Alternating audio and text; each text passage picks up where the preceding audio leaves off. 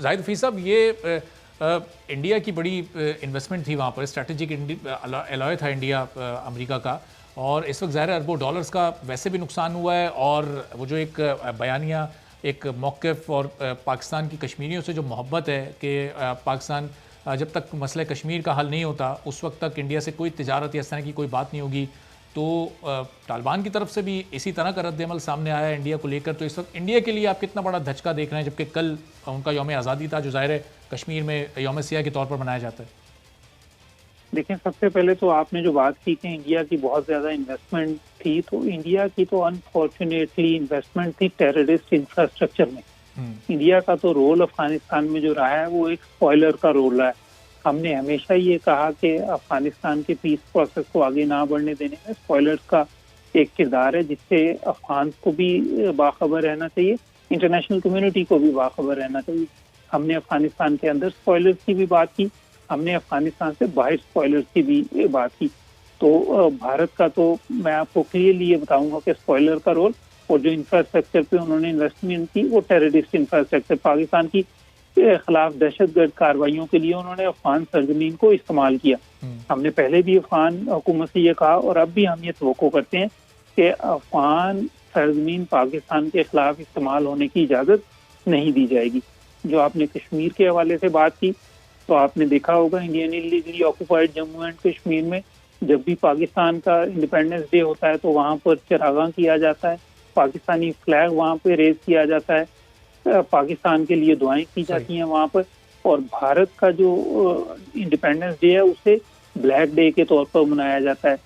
تو بھارت کے independence day کے اوپر وہاں پر بلیک فلیگ جو ہے وہ ریز کیا جاتا ہے، وہاں پہ شٹر ڈاؤن اسٹرائک ہوتی ہے، وہاں پہ پیسفل ڈیمونسٹریشن ہوتی ہیں. اور اس سال بھی پوری دنیا میں کشمیریوں نے جہاں پہ بھی وہ ہیں Indian illegally occupied Jammu and Kashmir میں، آزاد ریاست جموں اینڈ کشمیر میں، پاکستان بھر میں بھارت کے یوم آزادی کو یوم سیاہ کے طور پر منایا گیا. لیکن ہم نے بھارت سے ہمیشہ یہ کہا کہ انہوں نے جو ظلم جبر کے ذریعے کشمیریوں کو پہ حکومت کرنے کی کوشش کی اس میں وہ بری طرح ناکام ہو. انہوں نے جو 5 اگست 2019 کے ایکشن لیے اس کا مقصد تھا کہ کسی طرح وہ اپنا جو ان کا انلیگل آکوپیشن ہے اسے پرپیچویٹ کر سکیں. لیکن بھارت کے ان اقدامات کو کشمیریوں نے بھی ریجیکٹ کیا، پاکستان نے بھی ریجیکٹ کیا، انٹرنیشنل کمیونٹی نے بھی ریجیکٹ کیا. دیکھیں، بھارت کے جو آبجیکٹو تھے وہ کہتے ہیں کہ جی یہ ہمارا انٹرنل کانفلکٹ ہے، پوری دنیا انٹرنیشنل کمیونٹی یونائٹڈ نیشنز یہ کہتی ہے کہ یہ انٹرنیشنلی ریکگنائز ڈسپیوٹ ہے. وہ کہتے ہیں کہ جی کشمیری ہمارے ساتھ انگیج ہے. آج آپ نے دیکھا کہ وہ کشمیری بھی جو ماضی میں بھارت کے ساتھ کام کرنے کے لیے تیار تھے آج وہ بھی دلی کے ساتھ کام کرنے کے لیے تیار نہیں ہے. وہ کہتے ہیں کہ بھارت کے لیے ضروری ہے کہ وہ یہ غیر قانونی یک طرفہ اقدامات کو واپس لے، کشمیری لیڈرشپ کو رہا کیا جائے.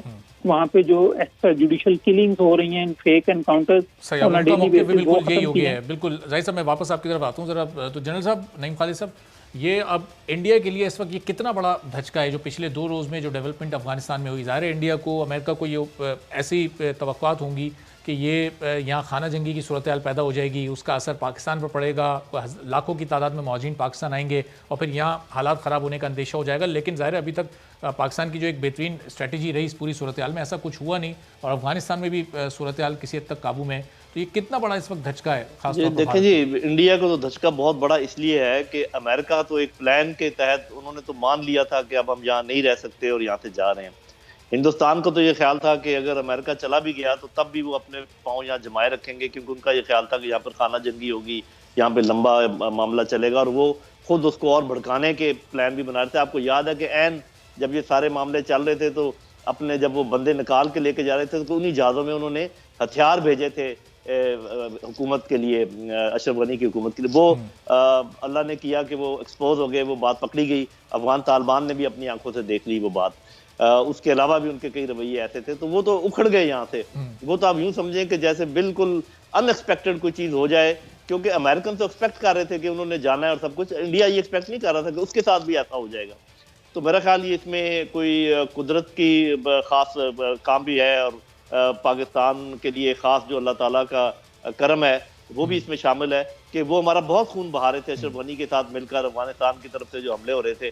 اور انشاءاللہ آپ دیکھیں گے کہ اگلے 2-3 سب سے ماہ بڑی یہ کتنی ایک پازیٹیو ڈیولپمنٹ ہے کہ اس معاملے پر پاکستان میں کوئی سول ملٹری ڈیوائیڈ نہیں ہے، حکومت، عسکری ادارے، سول حکومت ایک پیج پر ہیں، ورنہ ماضی میں کئی بار ہم نے کئی حکومتیں ایسی دیکھی ہیں جہاں ایک خلیج ہوتی تھی، ایک فاصلہ ہوتا تھا، لیکن کم از کم اس وقت ہمیں وہ دکھائی نہیں دیتا ہے۔ جی ایک تو یہ نہیں ہے، بلکہ آپ نے ایک اور چیز دیکھی ہوگی کہ اب تو اپوزیشن نے بھی افغانستان کے سلسلے میں حکومت کی کسی کارروائی کو کوئی تنقید کا نشانہ نہیں بنایا، کشمیر کا حالانکہ بنایا ہوا ہے، اس کا نہیں بنایا، کیونکہ حالات اتنی تیزی سے چینج ہوئے ہیں اور پاکستان کی ہر بات اتنی درست ثابت ہوئی ہے کہ کسی کے پاس کوئی بات ہے ہی نہیں کہنے کو، نہ اپنوں میں سے نہ پرایوں میں سے۔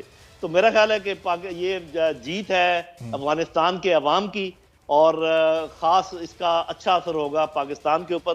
میں شروع سے ہی کہہ رہا تھا پہلے دن سے، اور میں شاید واحد اینالسٹ تھا جب جو ہی امریکن نکلے ہیں، سب نے کہنا شروع کر دیا تھا کہ اب بڑی مصیبت ہے، بڑا پرابلم ہے۔ ایون جو ہمارا اپنا سٹانس تھا سرکاری، وہ بھی کوئی اسی قسم کا تھا کہ جیسے افغانستان بڑے ٹرموائل کی طرف جا رہا ہے، اور میں کہہ رہا تھا کہ افغانستان اچھائی کی طرف جا رہا ہے۔ اللہ تعالیٰ نے کرم کیا اور سب نے دیکھ لیا، وہ بات سچ ثابت ہوئی، آج تو سبھی یہ کہہ رہے ہیں۔ تو یہ افغانستان کے لیے اچھا ہوا ہے، ہمارے لیے اچھا ہوا ہے، اس پورے خطے کے لیے اچھا ہوا ہے، اللہ کے فضل۔ زاہد حفیظ صاحب، یہ جو پاکستانی اس وقت افغانستان میں موجود ہیں، واپس آنا چاہتے ہیں، وہ ابھی یہ آپریشن، یہ ظاہر ہے بہت تیزی سے گورنمنٹ اس چیز کو دیکھ رہی ہے، یہ کب تک مکمل ہو جائے گا؟ وہ تمام لوگ جو اس وقت افغانستان چھوڑ کر جو پاکستانی ہیں وہ یہاں آ جائیں، یہ کب تک میک شور ہو جائے گا؟ اور پھر اس بات کو کس طرح سے چیک رکھیں گے کہ کہیں ان کے درمیان کچھ وہ لوگ نہ آ جائیں جو کہ مہاجرین ہوں یا جو افغانستان کے شہری ہوں، وہ اس وقت یہاں آنا چاہتے ہوں؟ اس سلسلے میں اس وقت حکومت کتنی باریکی سے کام کر رہی ہے؟ جی ارباب صاحب، اس وقت پاکستان کا جو سفارت خانہ ہے کابل میں، وہ آج بھی اوپن ہے، آپریشنل ہے، کانسلر سروسز پرووائڈ کی جا رہی ہیں۔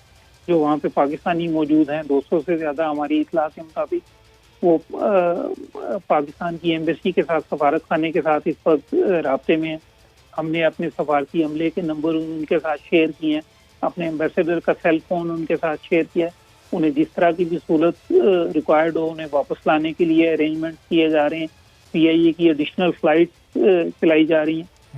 دوسرا، پاکستانی کے علاوہ وہاں پہ جو ڈپلومیٹک کمیونٹی ہے، انٹرنیشنل آرگنائزیشن کے جو لوگ ہیں، میڈیا کے جو لوگ ہیں، وہ اگر ٹیمپرری ری لوکیشن کے لیے انہیں ریکوائرمنٹ ہے، انہیں فیسیلیٹیٹ کیا جا رہا ہے۔ اس سلسلے میں ورلڈ بینک، IMF نے ہمارے ساتھ رابطہ کیا، اور مختلف سفارتی جو یہاں پہ مشن ہے انہوں نے رابطہ کیا، انہیں فیسیلیٹیٹ کیا جا رہا ہے۔ ہم نے ایک فیسیلیٹیشن سیل کریٹ کیا ہے۔ اور ظاہر صاحب، یہ جتنے بھی لوگ رابطہ کر رہے ہیں، یہ ظاہر صاحب ان کو کوئی اپنی جانوں کا خوف تو نہیں ہے؟ یہ صرف اس وقت چونکہ ایک صورتحال ایسی ہوئی ہے، یہ اس لیے پاکستان واپس آنا چاہتے ہیں، وہاں کے وہ حالات سے متعلق، کیونکہ وہ ظاہر آنکھوں دیکھا حال شیئر کر رہے ہوں گے آپ کے ڈپلومیٹک اسٹاف سے، وہ کیا بتا رہے ہیں؟ ان کی جانیں محفوظ ہیں؟ حالات وہاں پر خراب تو نہیں ہیں ان کے لیے؟ دیکھیں، اس وقت الحمدللہ سیکورٹی کی سچویشن جس حوالے سے جو خدشات تھے، جو فیئرز تھے، اس حوالے سے سیکورٹی کی سچویشن جو ہے وہ وہاں پہ نہیں پہنچی۔ ہیومینیٹیرین کرائسس جس کے بارے میں اپریہینشن تھی، الحمدللہ وہ نہیں ہوا، لیکن ہماری یہ ہوپ ہے، وی وش اینڈ پرے آلسو کہ کوئی کسی قسم کا ہیومینیٹیرین کرائسس پیدا نہ ہو، اور ہماری یہ بھی ہم کال اپون کہ جی تمام سائڈ سے رول آف لا کی رسپیکٹ کی جائے، and we also call upon all sides in Afghanistan to ensure protection of fundamental human rights. تو ہمارا یہ خیال ہے کہ افغانستان کی سرزمین جو ہے وہ پاکستان کے خلاف استعمال کرنے کی اجازت نہیں دی جائے گی، اور بہرحال ایک پولیٹیکل سلوشن کے لیے کوشش کی جائے گی، انکلوسیو پولیٹیکل سیٹلمنٹ کے لیے کوشش کی جائے گی، تاکہ افغانستان میں دیر پا امن کا قیام ممکن بنایا جا سکے۔ کیا افغانستان میں کچھ ملکوں کے سفارت خانے بند کرنے کی اطلاعات بھی ایسی کوئی اب تک پہنچی ہیں؟ پاکستانی سفارت خانہ وہاں بالکل محفوظ ہے، وہ کام کر رہا ہے اور آگے آنے والے دنوں میں کرتا رہے گا؟ چند ملکوں نے کیا اپنے سفارت خانے وہاں بند کیے؟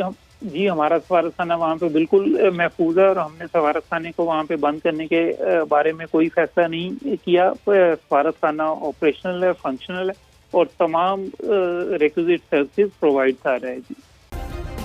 سبسکرائب کریں اور بیل دبائیں تاکہ کوئی خبر رہ نہ جائے۔